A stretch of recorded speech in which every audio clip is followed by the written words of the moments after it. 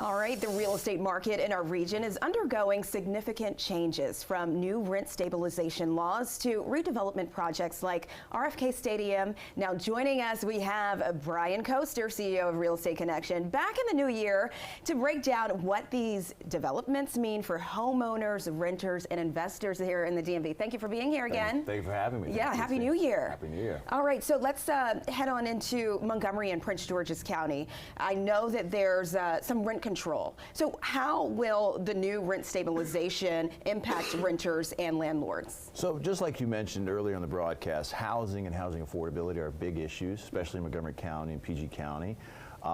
So rents have been increasing substantially over the last couple of years. So they passed the bill. It's one of the most restrictive bills actually in the nation regarding rent increases, which caps the rent at 3% or 6%, depending on the type of property in the county.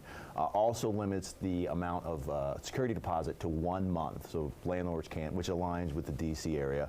And the goal is to provide stability to the area, right? You have a huge influx of people coming in with administration changes. You have a huge influx of people coming with the different companies, and it's just pricing people out of the corner. So it's something that I think was needed for the area, and it addresses it at a local level, which should be in place. Okay, all right, and then Maryland, Montgomery County still. So the property assessments for 2025 this year. What do rising property assessments mean for homeowners in Montgomery County, and how can they appeal that? Yeah, so the property assessments are a big deal for homeownership, right? So Montgomery County and specifically the state of Maryland just sent out new property assessments. So you should be getting something in the mail from the state of Maryland.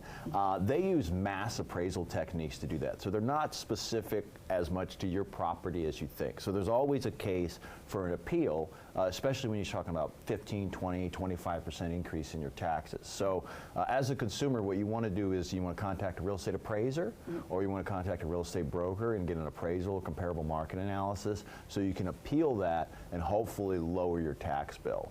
There's inefficiencies with the way they do these. Not that they're inaccurate, but there's just inefficiencies, and there's always a little bit of wiggle room. So. And that's always good. There's always a little bit of wiggle room for folks. And let's talk about this incoming administration, the Trump administration. Policies, you know, there are going to be different policies. So how would that affect the housing affordability? So the Trump bump, right, which is something they've talked about, which is essentially the idea that there'll be government cooperation and deregulation, right? So there's around $90,000 in administrative costs for every house built, right? So you think about federal regulations, state, building codes, you think about the development of RFK Stadium and some of those elements. So the Trump administration has been keen on deregulating, and you should start seeing some of that affordability if you start seeing some of the land use mix.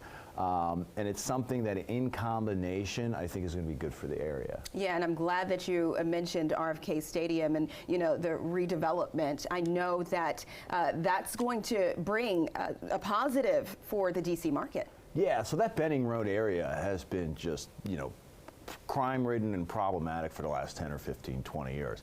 RFK being put in place in there with some rent stability, with some deregulation in combination with some of the things that are happening is going to revitalize that area that really needs it. So I'm looking forward to that, as well as the job opportunities that are going to come with it. And, you know, DC for the next, you know, 5 to 10 years should be in a really good spot.